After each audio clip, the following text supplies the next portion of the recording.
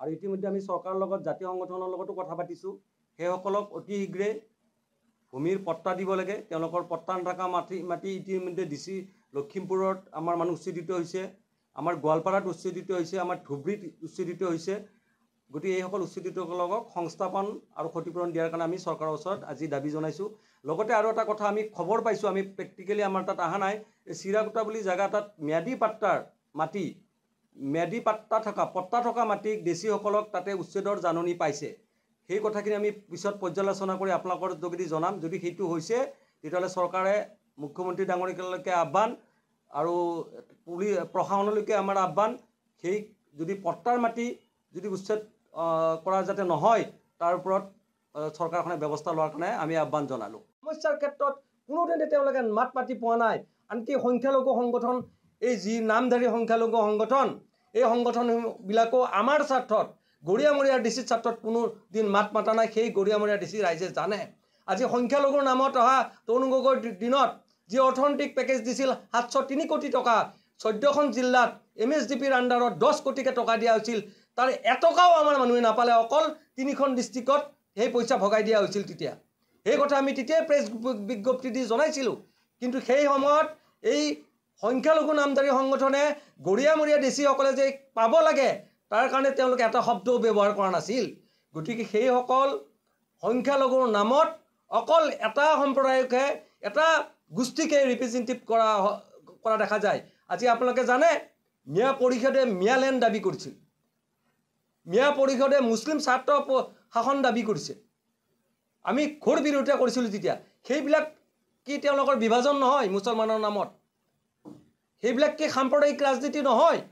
তেওঁলোকক মই প্ৰশ্ন কৰিব খুজিছোঁ। আজি যেতিয়া আমি উচ্ছেদক জাতীয় স্বাৰ্থত সমৰ্থন কৰোঁ, গৰিয়ামৰীয়া ডিচিৰ স্বাৰ্থৰ কথা কওঁ, তেতিয়া আমি বিভাজন কৰা বুলি কয়, আমাক বিজেপিৰ দালাল বুলি কয়। আমি কোনো বিজেপিৰ দালাল নহয়। আমি কা আন্দোলনৰ সময়ত বিজেপিৰ বিৰুদ্ধে প্ৰতিবাদ কৰিছোঁ। আমি আমাৰ স্বাৰ্থত যেতিয়াই আমি সংগ্ৰাম কৰিব লাগে বিজেপিৰ বিৰুদ্ধে মাত মাতিছোঁ। আজিও কিছুমান ক্ষেত্ৰত আমি মাত মাতি আহিছোঁ। কিন্তু সেইসকল সংগঠনে যি ধৰণৰ আমাৰ ব্যক্তিগতভাৱে আক্ৰমণ কৰিছে, এই ভয় ভাবুকি আমি গৰিয়ামৰীয়া ডিচি জাতীয় পৰিষদে আমি ভয় নকৰোঁ। আমি সদায় ক'ব খোজোঁ যে আমি জাতিৰ স্বাৰ্থত আছোঁ, আমি গৰিয়ামৰীয়া ডিচিৰ স্বাৰ্থত আছোঁ, খিলঞ্জীয়া ভূমিপত্ৰৰ স্বাৰ্থত আছোঁ আৰু থাকিম। পেলাই গোটেই বস্তুটো এটা মুছলমানক লৈ ৰাজনীতি কৰা দেখা যায়। কোনোদিনটো সেইসকল মুছলমান নামধাৰী সংগঠনে, মই অলপ আগতে কৈ দিয়াৰ নিচিনা, এই গৰিয়ামৰীয়া ডিচিৰ যে ৰাজনৈতিক, অৰ্থনৈতিক, সামাজিক সমস্যাৰ বিষয়ে কোনোদিন মাত মাতা নাই। আজি তেওঁলোকে কি ধৰণৰ 1.5 কোটি মুছলমানক আমাক লগত লৈ 1.5 কোটি মুছলমানৰ কথা কয়। গতিকে সেই মুছলমানৰ ৰাজনীতিটো আমাৰ নাই। আমি সদায়, আমাৰ ইতিহাস আছে 1200 চনৰ পৰা। আৰু চাওক, আমাৰ 1200 চনৰ পূৰ্বৰ ইতিহাস আৰু তেওঁলোকে সৌ সিদিনা আজিৰ পৰা 70-50 বছৰ আগত অহা ইতিহাস। আজি সৌ সিদিনা অহা লোকসকলে এই 1200 বছৰ ইতিহাস থকা জনগোষ্ঠীকেইটাৰ অভিভাৱক কেনেকৈ হ'ব পালে? সেই কথাটো গৰিয়ামৰীয়া ডিচি লোকসকলে কেতিয়াও মানি নলয়। আমাৰ স্পষ্ট কথা, আমাৰ অভিভাৱক তেওঁলোক হ'ব নালাগে। তেওঁলোকে তেওঁলোকৰ মানুহখিনিৰ অভিভাৱক হওক। তেওঁলোকৰ 30-40টা MLA আছে, তেওঁলোকৰ নিজৰ সমস্যা সমাধান কৰাৰ কাৰণে ৰাজনৈতিক শক্তি আছে। আজি আমাৰ এটাও MLA নাই। তথাপিতো আমি এই জাতীয় সংগঠন, জনগোষ্ঠীয় সংগঠন, জনজাতীয় সংগঠনৰ লগত একেলগ হৈ আমি আমাৰ সমস্যা সমাধান কৰিম বুলি আমি তেওঁলোকক ক'ব খোজোঁ। চাওক, পূৰ্ববংগীয় মূলৰ লোকসকলে য'ত সুবিধা পাইছে ততেই গৈ পেলাই তেওঁলোকে কিন্তু বসতি স্থাপন কৰিছে। আৰু তেওঁলোকে বসতি স্থাপন কৰি সমগ্ৰ অসমীয়া জাতিৰ ওপৰত এটা সাংঘাতিক অশনি সংকেত বিয়পাইছে। সংগঠন, মই নামটো ক'ব বিচৰা নাই, সংখ্যালঘুসকলক প্ৰতাৰণা কৰা এটা সংগঠন। সেই সংগঠনটোৱে সদায় সংখ্যালঘু মানুহক প্ৰতাৰণা কৰি আহিছে। আৰু সেই সংগঠনটোৱে বৰ্তমান সময়ত আমি সেই জলাশয়সমূহ, সেই PGR VGR ভূমিসমূহ সংৰক্ষণ কৰাৰ ক্ষেত্ৰত অসম চৰকাৰৰ এই নীতিক আমি সমৰ্থন জনোৱাৰ বাবে তেওঁলোকে আমাক কিছু প্ৰত্যাহ্বান আমাৰ সন্মুখত তেওঁলোকে ঠেলি দিছে। তেওঁলোকৰ প্ৰত্যাহ্বান আমি কেতিয়াও কেয়াৰ নকৰোঁ। আমি অসমৰ খিলঞ্জীয়া ভূমিপুত্ৰ। এইখন অসম আমাৰ অসম। এই অসমখন ৰক্ষা কৰাৰ ক্ষেত্ৰত সদৌ অসম গৰিয়ামৰীয়া ডিচি জাতীয় পৰিষদৰ নৈতিক দায়িত্ব আছে।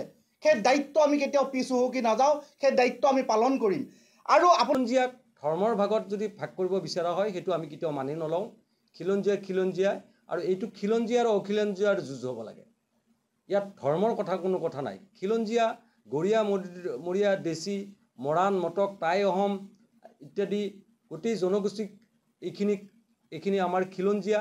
আৰু অখিলঞ্জীয়া ব্যক্তিসকলৰ নাম লৈ আমাৰ ধৰ্মটো একে হোৱাৰ কাৰণে সন্দেহৰ আৱৰ্তনত আনি আজি ভৰলুত এনেকুৱা ইনচিডেণ্ট হৈছে। তাত অলপ মানুহখিনি দুখীয়া মানুহ, তেওঁলোকে তাত বহি আছে, তেওঁলোকৰ মাটিৰ পাট্টা আছে, তাতে তেওঁলোকে দুগৰাকী বিশিষ্ট ব্যক্তিৰ নাম লৈ পেলাই তাত তেওঁলোকক টাৰ্গেট কৰি লোৱা হৈছে। ঠিক তেনেকুৱা আৰু কিছুমান জেগাত ধৰক আমি দেখিছোঁ গৰীয়া মানে তাত অবৈধভাৱে বহি থকা বাংলাদেশী অবৈধভাৱে বহি থকা পূৰ্ববংগীয় মুছলমান লোকসকলৰ লগতে আমাৰ গৰীয়ামৰীয়া দেশী লোকসকলৰ লগতে অন্যান্য খিলঞ্জীয়া জাতি জনগোষ্ঠীৰ লোক আছিলে।